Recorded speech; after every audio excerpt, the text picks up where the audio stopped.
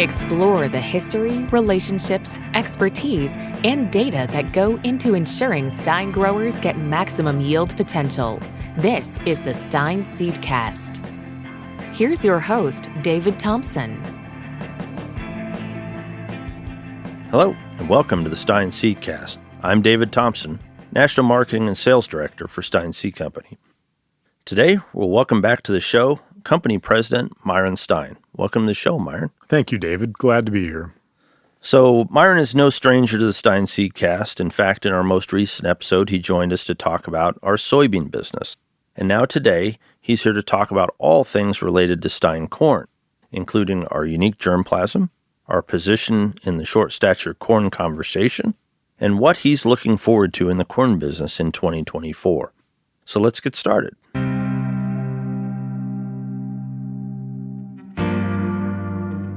Well, so Myron, as we travel around, of course, the Stein name is always renowned and known for high-yielding soybeans. That's where, I think your father made his name first and foremost. But, increasingly farmers are coming to know what we do in the corn side of the business. So that's what I wanted to have you here to talk about today. For those who might be less initiated to what we do in the corn business, I guess, how do you go about describing what it is Stein does on the corn side of the equation? So the corn side's probably the most exciting thing we do. And our corn breeding program, which was started by my father in the 70s, is geared just like the soybean program. It looks at yield, it looks at standability as the two main factors. And it's been going for such a long time. Today you have a very unique bank of germplasm, and the corn genetics in that program are very different from what anybody else has. And so you look at those genetics, and here's some differences you really see. You see a difference in plant architecture. So you typically see somewhat shorter plants, but plants with more upright leaves, because the genetics, over time through the program, the genetics were developed to do a better job of sunlight absorption. Sure. And it's not like we looked at them and said, okay, this is what you have to bring, to collect more sunlight, but the plants came out of the program just looking the way they need to look. Flowering and silking were huge and we didn't understand this until probably 10 years ago, but we found out that when it came to pollination, we did better than our competitors, because our plants would begin to silk way before they begin to shed pollen. And so then when that plant would come under stress and the silking would be delayed, it would still, even though it was delayed, it would still come out when the pollen was shedding. So many times you look at hybrids out there, if you have a pollination issue, it's because they get under stress, they begin to shed pollen, and they've begun to shed pollen, but they have no silks. So this was a very unexpected characteristic that came out of our genetics, which is huge. And that came out for the fact that our program would stress our genetics. So the things that didn't nick properly wouldn't make it. And then you look at cold tolerance. Cold tolerance is something that it's difficult for us to quantify that, but we do know that our genetics, for the most part, deal with cold conditions better than our competitors. And kind of what you're driving at, I guess, correct me if I'm wrong. I mean, these are all things, of course, genetics is very fluid. You can take it in any direction you want, but you can only take it there if you're starting at that foundation, right? If you have your own genetic material, you can start playing with it and moving it in these directions. So we have the advantage of having our own inbred material, so that allows you to start to look at how do you push plant architecture and change it, and how do you adjust the flowering period, to try to mitigate those issues around pollination. And as I think you alluded to, none of these were like, oh, let's set out to find hybrids with a wide flowering window. It was just, let's find hybrids that do well under stress and yield and stand. Oh, yeah. And then all of these byproduct attributes are the output of that, right? And it's taken years and years and years to develop that germplasm bank. So it just doesn't happen overnight. It's taken years to get to where we are today. And an amazing accomplishment. So, and you talk about the germplasm bank. I mean, if you've been at the farm at Dale, we have a really, really large nursery there where they're, selfing down these inbred lines. So really what you're talking about in germplasm is the selection of inbred material that you have to work with. Is that fair? Oh yeah, you have hundreds and hundreds of thousands of different inbred lines they're different. They might be related, but they're not identical. And so you're looking at that germplasm and you're combining it, making new things, but at the same time trying to figure out, okay, of the stuff you have, what's good and what's bad. Just like in soybeans, no different. And so we do that in corn. And you have to start from, everything's protected today. So you just can't go take somebody else's genetics from their program and put them in your program unless you have an agreement. And so everything that we have today essentially was material that was gathered up in the 70s and early 80s. By the mid 80s, germplasm became protected. And so today what we have, we gathered stuff up in the 70s that you could gather up. And now we've mixed it up over the years. We've mixed it and selected and mixed it and selected. And here we have something very different and unique. Yeah, and the output of that is, again, a set of genetic material for corn that is, in many cases, certainly unique to what is available from the rest of the industry. That's right. So as we're talking about unique or kind of differences in the system, it occurs to me that right now in the corn business, short is big. What I mean by that is, short stature corn has all of a sudden exploded as a hot topic. And I think for all of us at Stein, that's a bit of a fascinating situation. So if you would, talk a little bit about how the idea of shorter corn fits into the Stein story. Okay, so, we're known for shorter hybrids. And a lot of that came from the fact that when we initially got into corn in the early 90s, the lines that were our own lines came out of the program, and the stability criteria naturally picked lines that were shorter. Okay? So we did never intentionally make our corn short. It just kind of came out of the program that way. And we never knew that we really had something that was exciting when it came down to talking about our corn being short. In fact, at the time, most people didn't. Well, even today, some people don't like short corn. They don't think it. They like tall, sexy corn. Well, they don't like short corn. But we know today that shorter corn is something a number of companies are looking into. We know that our program began to develop more efficient, higher yielding genetics, and they just happen to be short. That's something that comes with the territory when you're developing new genetics and you're looking into the future of genetics. So today we have this bank of germplasm that is much shorter than average, and primarily because it's more efficient, it yields more, and it stands better. And I will tell you that corn may, as an industry, I think all corn will begin, like from our competitors, will begin to get shorter. I don't know if ours will get much shorter. It'll probably get a little bit shorter. But you have to go that direction to get more yield and to have more grain per acre. The idea of having a tall, huge plant type out there really defeats the purpose because that's parasitic. At the end of the day, our customers are paid on how much grain they take to the elevator, not how much biomass are generating above the ground. So anyway, that's us as a whole. Our genetics are shorter than average, and now we have some competitors out there that have said, okay, we're going to make short corn. Now, they're doing it differently than us. We did it from generations and generations of selection, and our material is proven. They're going a different route about it, but they understand the benefits of these shorter plant types and that the future of high-yielding corn will be these shorter plant types at denser populations.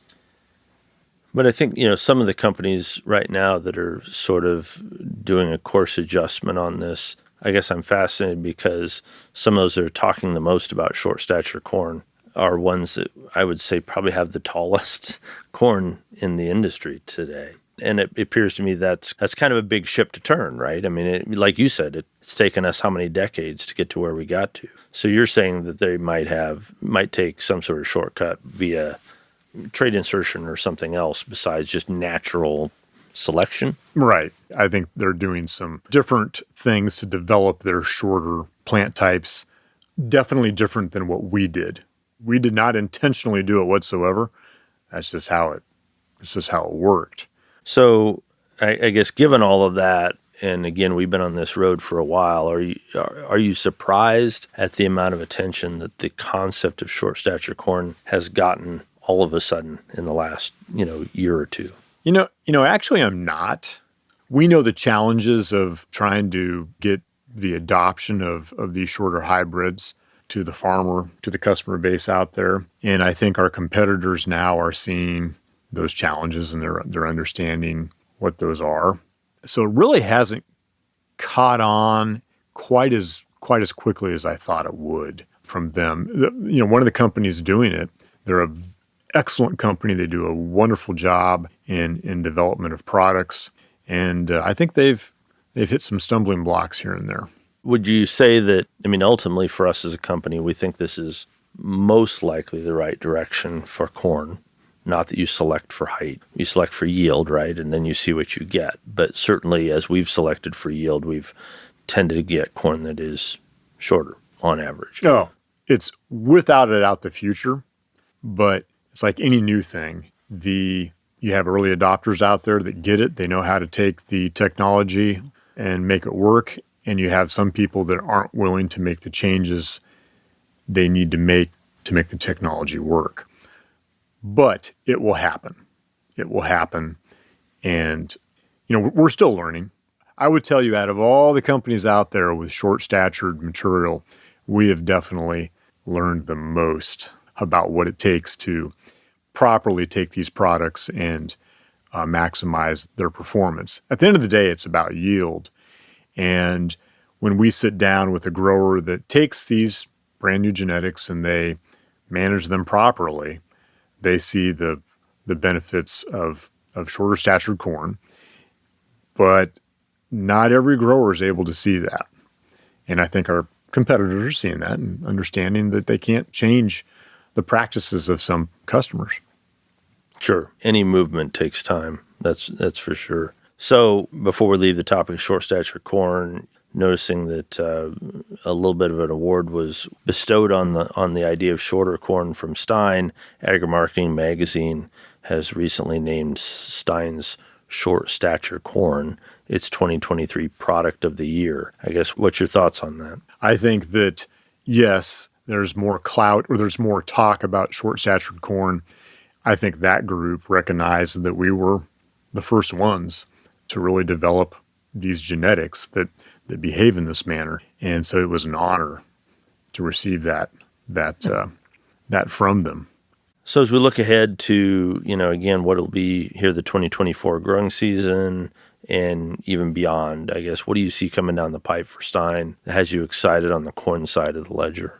Well, for 2025, our company has the most complete lineup that I've ever seen. I've been here for 30 years. It's the best lineup from 87 day to about 116, 117, no, actually 118 day. We've had areas we've had maturities where we've had a lot of new products introduced, but this year it's across the board. And so that's cool to see. I don't have the exact numbers, but I know that our corn program this year will have over 1 million plots in it. I think last year it had about just under 300,000 plots. So there's been a huge gain in that area, and you won't see that next year. You won't see the benefits of that, but you'll see that down a few years down the road. Something else, our breeding program used to always have really good late material. Not a lot on the early side. When I say early side, like anything anything earlier than 105 day. Well, 10 years ago, they recognized that. And they spent a lot of time saying, okay, we want to work in this maturity zone, and we want some new products. Today, we have literally thousands of products we're looking at in the 95 to 105 day maturity range, which for the longest time, that was a huge hole. So it's cool to see that. And you don't see a lot of material from other companies in that maturity range. So it's exciting to bring these products in that maturity range to that market, because that market's kind of been ignored by a number of people. And another key thing that I'd like to talk about is, so 2 years ago, as a brand, we started to develop our own corn agronomy group. And it's taken us some time, but today we have a robust team out there focused on helping us introduce our new corn products, helping us understand placement of these products, and helping our field people help our customers utilize our genetics and help them be more productive on their farm. And that's probably the most exciting thing that I'm pumped up about for the upcoming season, is watching that agronomy team get better and better. Because like I said, they're 2 years old now, and they're really hopping into they're in their groove. And they're doing these product development plots, which they were relatively successful last year, but they found a couple things they wanted to improve on, and they made those tweaks this year. And they're doing something we've never successfully done with the brand. And it's going to be a big help on product placement and helping our customers. Yeah, so a few episodes ago, we had Tony Lenz and Kayla Noble from our agronomy team on, and they talked a lot about the product development plots. I think it's super exciting to have that kind of, almost an early preview of the next generation of products coming to market. And I think they certainly encouraged growers, hey, if you want to see what's coming next, get a hold of your Stein sales rep and try to find, have them find the PDP plot near them, because it's some pretty neat stuff in there to touch and feel and see what's out there for the next generation of products. So I think that's super cool. Yeah, on soybeans, we know that we can just rely on the breeding program to bring out these new products, and you take them and they're working great. Corn is a different animal, and unless we're able to put them in those product development plots, these brand new hybrids, and let everybody see them, touch them, and feel them, it's really hard to sell them. So you just can't sell something that's brand new that you don't know a lot about when it comes to the corn side. So I've really been impressed with what they're doing.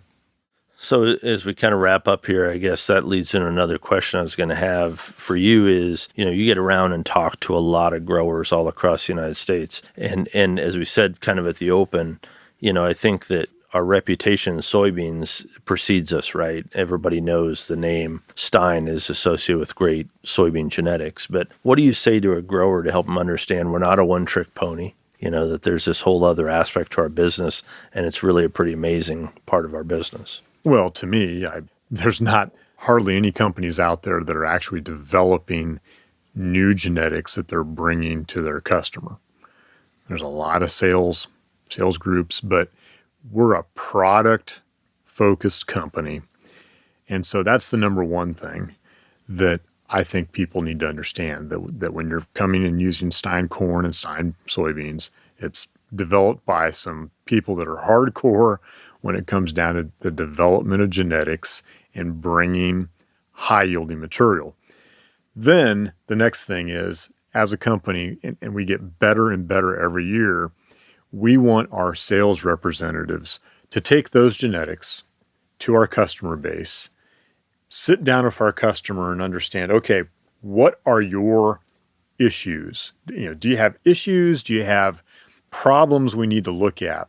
And how do we take our genetics and put them on your acre and maximize your yield and at the end of the day, maximize your profit with those genetics? So that's what I tell growers, and we want to be the best at doing that. And we have such an opportunity to do so. And so that's what I'm excited about. Yeah, cool. Awesome. Well, again, as always, it's a pleasure to have you on the Seedcast, Myron, and see what's got you excited for 2024 and the year to come and talk about our corn business. I appreciate you being on here and visiting with us again today. Thank you for having me. Well, that's our time for today. I want to thank our guests and our listeners for joining us for another episode of the Stein Seedcast. And if you have a question for our Stein experts, go ahead and send it to us at AskTheSeedcast@steinseed.com. That's AskTheSeedcast@steinseed.com.